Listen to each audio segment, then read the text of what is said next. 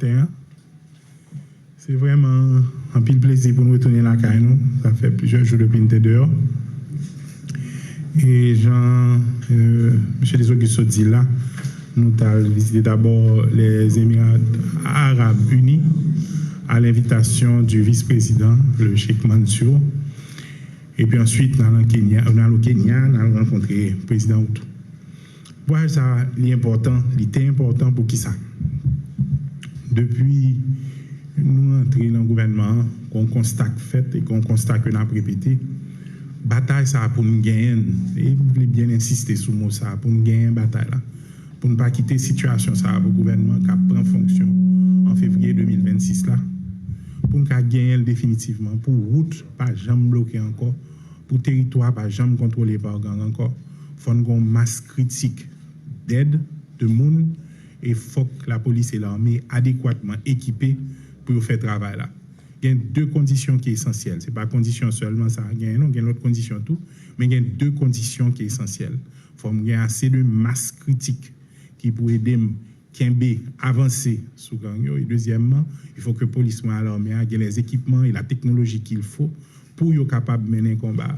Équipement et technologie qu'il faut, c'est être capable de réduire cas de blessures dans le campement et capable de réduire dommages collatéraux dans la population. Donc, deux événements, ça, nous, nous pouvons gagner. Il est vrai que sur les derniers mois qui sont passés, ce gouvernement nous fait un pile avancé. L'on a commencé, il y a peut-être une vingtaine de blindés qui ont marché aujourd'hui avec force kenyenne, nous avons plus de 60. L'on est rentré, l'armée et la police pas fonctionner ensemble. Aujourd'hui, nous avons une task force. L'armée et la police font des opérations régulièrement ensemble et les opérations ont commencé à porter fruit. Nous entrons là, nous équiper la police là comme ça doit, nous assurer que nous avons un flux régulier de munitions, nous organiser pour être capable de gagner ça, pour être capable de continuer à faire le travail là. Et nous commençons à ça aujourd'hui. Nous voyons que dans plusieurs côtés de pays en même temps, la police et l'armée sont capables de faire opération. Mais malgré tout, nous sommes là. Parce qu'il y avait une promesse de 2500 policiers qui étaient là déjà pour venir. Je dis à nous à 400. Donc, il est essentiel pour moi, pour m'assurer que nous gagnons appui ça en termes de ressources humaines que nous gagnons pour nous capables d'engager de manière régulière et de manière définitive dans le combat contre le gang. Et m'a rappelé ça plan A. Plan, c'est que nous gagnons appui ça à son base temporaire en attendant que nous-mêmes nous sommes capables de construire propre force par nous. C'est ainsi que là, nous avons près de 700 personnes qui ont formé l'académie de police, nous avons presque 700 militaires que nous avons recrutés pour nous former. Donc, BUA, stratégie A, c'est renforcer la capacité dans l'urgence pour aider à faire face à ça n'a fait là en attendant que la police avec l'armée est capable de renforcer tête li pour capable progressivement prendre la relève. Donc renforcer la capacité, nous c'est pour bail capine après. Son bail qui pour venir tout de suite. Il est urgent pour moi donc pour moi comment m'a créer espace qui permet de renforcer tête moi. Donc la discussion là et voyage nous fait. Évidemment, BUA c'était pour établir de nouveaux partenariats. Nous comprenons que pour Haïti sortir dans ça lié là, dans ces circonstances liées là, elle a pas obligé dépendre d'anciens amis, mais obligé à chercher de nouveaux amis tout. Et nouveaux amis qui sont très intéressés comprendre, qui connaissent l'histoire d'Haïti, qui connaissent Haïti hier à travers le monde, qui a constaté de loin souffrance peuple haïtien et que qu'a rapporté nous aujourd'hui qui est très très très disposé pour venir aider nous, pour venir supporter nous, pour venir accompagner nous. Deuxième partie voyage là, j'aime dit là, c'était pour nous rencontrer le président Outou au Kenya.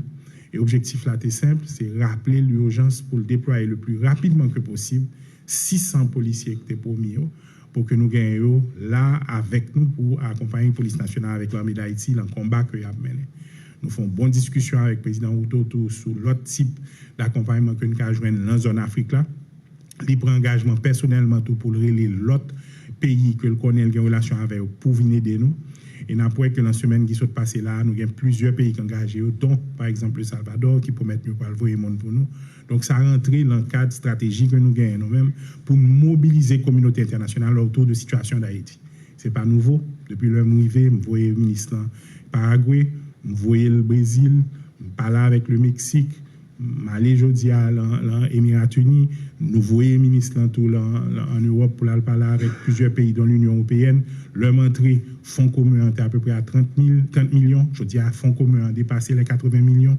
Il y a l'autre engagement qu'on prend, c'est parce que nous prenons engagement nous-mêmes pour un bâton de pèlerin pour nous chercher l'assistance et la solidarité qu'il nous faut pour nous capables de soulager le plus rapidement que possible la population haïtienne. Donc ça a rentré dans la stratégie ça.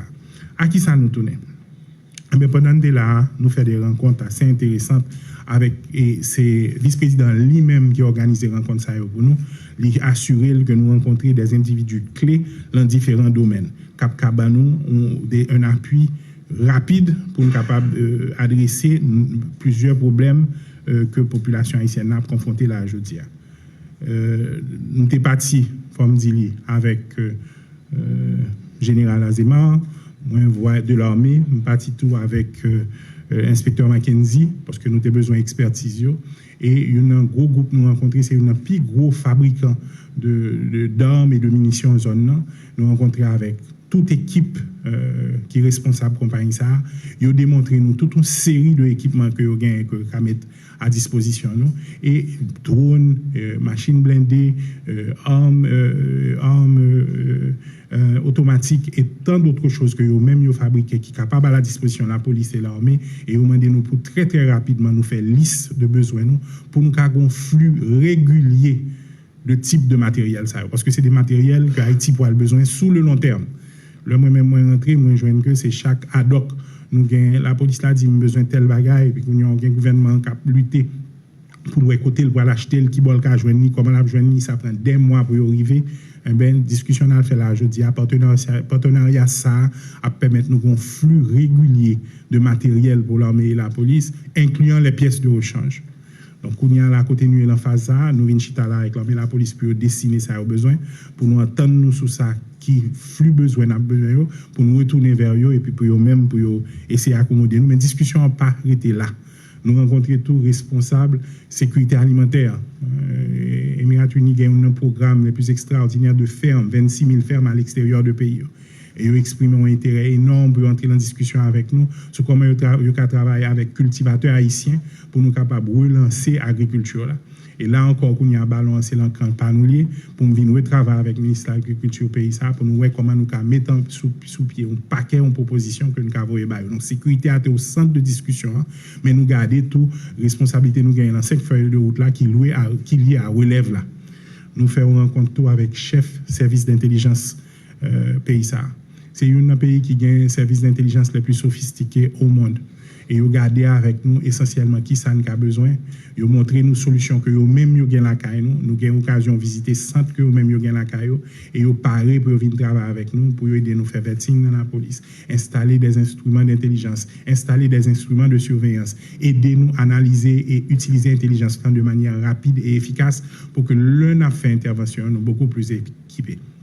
Encore une fois, conclusion en salier, c'est me promettre que ma retourner à la caille moi et déjà ils ont contacté moi ou t'as pensé c'est moi qui a contacté mais déjà ils ont entré en contact avec moi pour dire nous attendons avec impatience pour nous définir exactement quel niveau de besoin, qui ça a besoin pour eux même continuer à accompagner nous.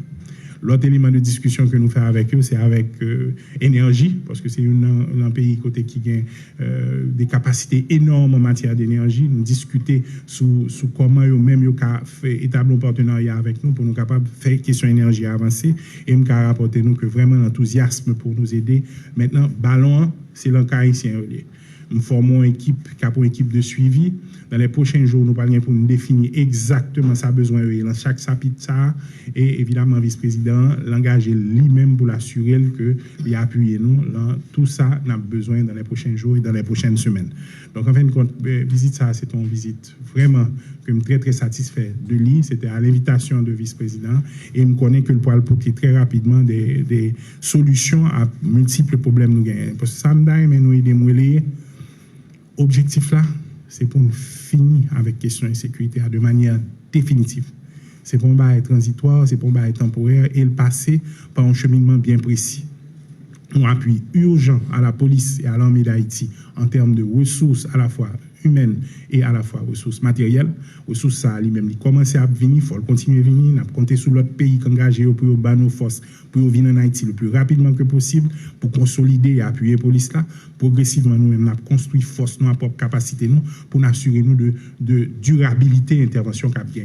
Et tout ça, c'est pas dans fin on pense à eux, c'est dans des bureaux qu'on pense à eux. Là, nous sommes là, nous traversons Kenya, nous connaissons que le président Ruto fait preuve d'une solidarité extraordinaire, il voyait 400 policiers qu'il a avec nous déjà, et m'a fait nous un combat qui est très important. Normalement, l'engagement, c'était pour 1000 policiers kenyans, mais chiffre total que nous avons cherché, m'a rappelé, c'est 2500. Donc, en fait, 400 eux, en phase qui est arrivée pre-deployment. Mais malgré tout, il n'y a pas fini de déployer net, nous voyons que 400 Kenyans qui l'ont engagé à côté de la police dans une série d'opérations, non seulement Port-au-Prince, mais en dehors de Port-au-Prince. Donc, il y a déjà pleinement à côté de nous. Donc, il fallait que nous allions, que nous ayons une discussion avec elle sur la prochaine étape, là, sous stratégie nous, pour nous mobiliser la communauté internationale, là, sous la rapidité des déploiements de 600 autres policiers qui étaient promus, pour nous visiter tout eux-mêmes. Et mal l'ensemble côté que M. Edam a formé, moi, rendre compte de quel type de formation que a eu gagné. Moi, rencontrer par exemple des Haïtiens qui ont aidé la formation créole et m'assurer qu'il y a formé, il y a paré pour déployer en Haïti dans les prochaines semaines. Donc, nous attendons avec impatience pour venir renforcer nous. Entre-temps, nous continuons à faire des appels pour nous assurer que les Jamaïcains pour mettre nous mon venir. J'aime ça dire tout à l'heure, Salvador qui peut mettre nous mon à venir, l'autre pays dans le Caraïbe qui peut mettre nous mon à venir, pour que dans les prochaines semaines, nous ayons pleine capacité pour accompagner la police avec l'armée, nous Général Herbi avec DGDM là, pour nous capables de continuer à avancer sous et M. Gagnon qui a pays en otage pendant beaucoup trop de temps. Donc, en gros, évidemment, pendant nous, l'autre bois, nous sommes en contact continu avec le chef police là, commandant chef l'armée, nous suivons de près plusieurs opérations qui sont en cours. Et nous avons déjà annoncé, nous, à midi, jeudi, chef police là, pour aller une conférence de presse sur l'opération que lui-même a appuyé par la force kenyane menée hier. Et nous croyons que il va présenter nous exactement qui s'est sorti de l'opération Saham, que c'est important pour nous là, pour nous couvrir. À parler nous de tout de l'autre opération qu'a fait dans le pays en même temps, incluant qu'a fait dans la zone Gonaïve comme nous connaissons, qu'a fait dans la zone Gressier comme nous connaissons, opération qu'a fait là pour renforcer et protéger port. Évidemment, opération qu'a fait tous les jours, on va le chercher bandit au côté pour nous assurer que yo pas à l'aise et on connaît que la police derrière. Donc en gros, mais comme on voyage l'a passé, très concrètement, beaucoup plus rapidement que prévu, nous supposons gagner 600 policiers kenyans qui viennent renforcer contingent ça qui mettre la 1000. Nous parler et le président Ruto après les pour assurer que l'autre promesse de contingent arrive tout le plus rapidement que possible. Ça a renforcé la capacité de réponse, nous, multiplié par au moins 2-3 dans les prochains jours, ce qui est excessivement important pour nous.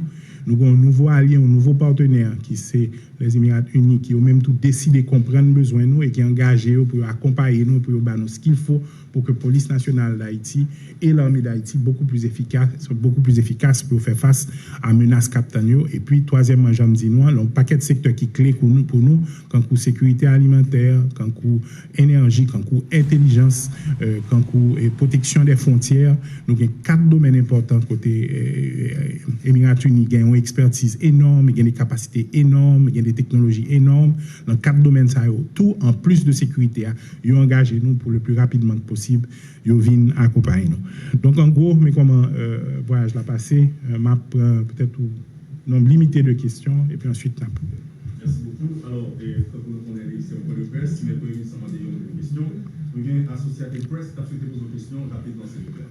Ça m'a bien Richard. Quand vous dites que vous faites une grande tournée en matière de sécurité pour renforcer le système de sécurité en Haïti, à quand la libération des quartiers gardés pour les...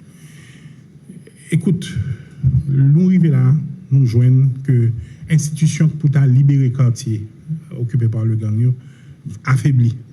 Nous joignons l'armée d'Haïti qui a été démobilisée, qui a été débarrassée de tout équipement, qui a été mise à l'écart, mise en marge. Et premier, ça nous fait nous-mêmes, c'est que nous reprenons l'armée d'Haïti en main.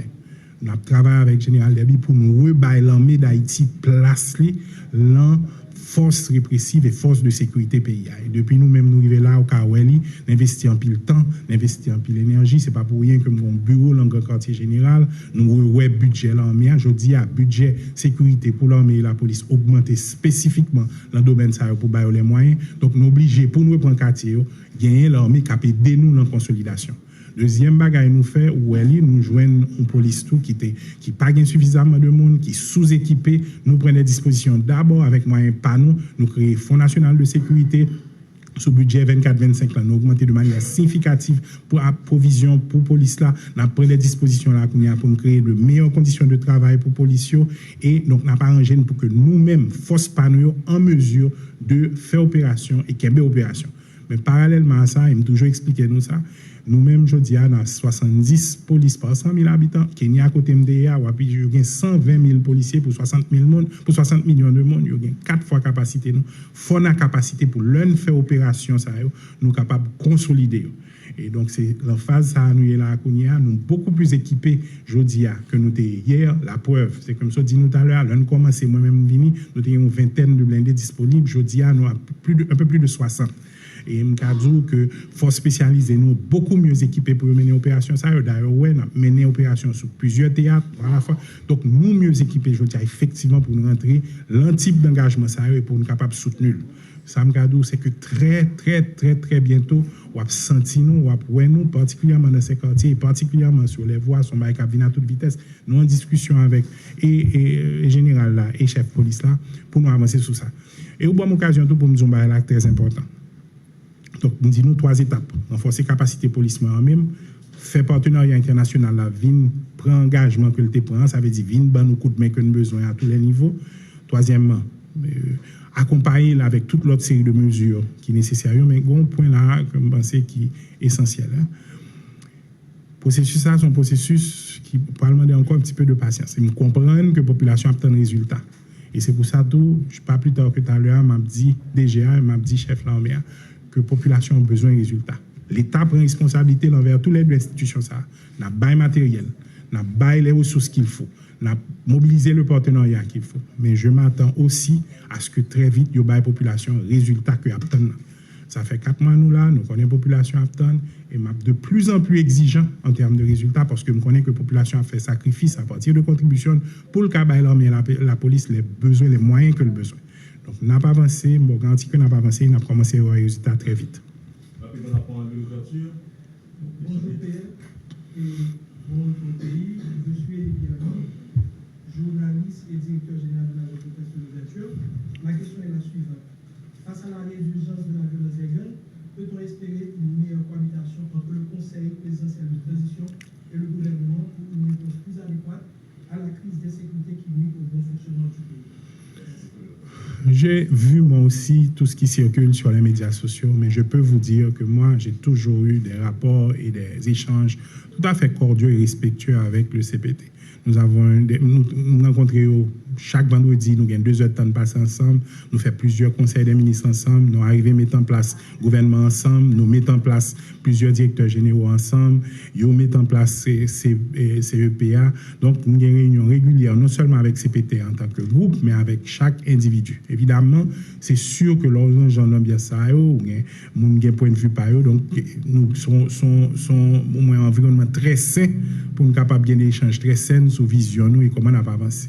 Mais pour le moment, laissez-moi vous rassurer que malgré les petits différends qui ont toujours existé dans tout pays du monde, en des gens qui ont des responsabilités, l'essentiel, c'est que par un jour que nous pas chita ensemble pour essayer de résoudre le problème nous à deux. D'ailleurs, après-midi, à ma panique saute là, premier côté, je vais laisser CPT à me rencontrer, je vais un compte rendu sur comment le voyage l'a passé, je vais dire exactement ce que sont les prochaines étapes, je vais attendre des doléances par eux avec priorité par eux, et je me assure que les priorités du pays sont toujours à la table de discussion, moi-même, moi, dans la villa d'accueil. Même temps des perceptions, et moi, pour qui ça grand pile monde qui croit que ont intérêt pour alimenter ce genre de choses, mais en ce qui nous concerne, Accord 3 avril là très clair, responsabilité conseil présidentiel là très très clair, rôle moins par rapport à CPTA très très clair, donc nous très très confortable pour nous continuer discussion avec CPTA. Et j'aime ça dire tout à l'heure, quand pile bagaille qui a avancé, nous avons fait une présentation sur les 100 premiers jours, quand pile bagaille qui fait là rentrer l'école, quand pile bagaille qui a fait là la question de sécurité, quand paquet de bagaille là qui a fait la question de gens à recruter et monde qui dans l'administration publique, un paquet de discussions qui fait sous feuille de route là, toute discussion ça a fait avec CPTA dans l'intérêt du pays, et j'ai l'impression moi-même que nous avons continué à avancer. Merci pour la question. Dernière question, c'est Robert Fefo qui était proposé. Robert Fefo, rapidement, s'il vous plaît. Bonjour, monsieur le Premier ministre. Une inquiétude que nous gagnons par rapport au projet, est-ce que ça que vous avez planifié, premièrement, est-ce que vous avez assurance qu'il y a respecté? En deuxième temps, nous sommes capables de constater, malgré l'effort qui a fait, malgré l'effort de la police, l'armée, etc., fait, mais nous constatons persistance dans nous face avec quartier qui ont été occupés déjà et ont avalé, battu vallée plus. Donc, qui est ce mécanisme, monsieur le Premier ministre, nous mettons en place pour nous contrecarrer ça par rapport avec quantité de temps que nous-mêmes nous gagnons? Merci. Question ça, bien quand on pose, parce que j'aime dire, je comprends l'impatience population qui fait les résultats. Moi, dis nous déjà que moi, j'ai des références claires de pays comme Haïti qui ont des crises similaires. Salvador, Colombie, Jamaïque, Brésil, nous allons parler de eux très très souvent.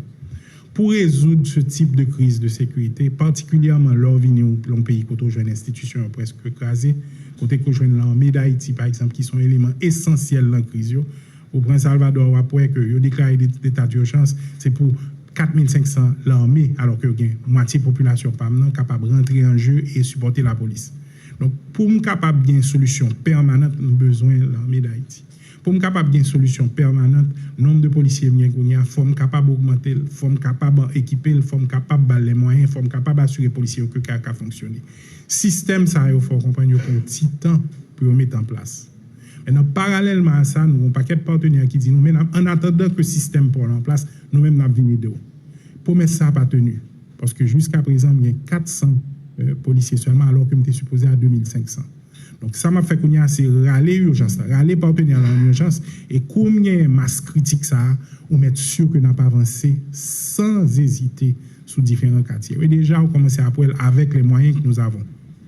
En ce qui concerne le sentiment que, ouais, depuis que nous là, on voit que la police là, avec l'armée, nous approchons de côté, non seulement nous faire opération, mais nous chercher à consolider.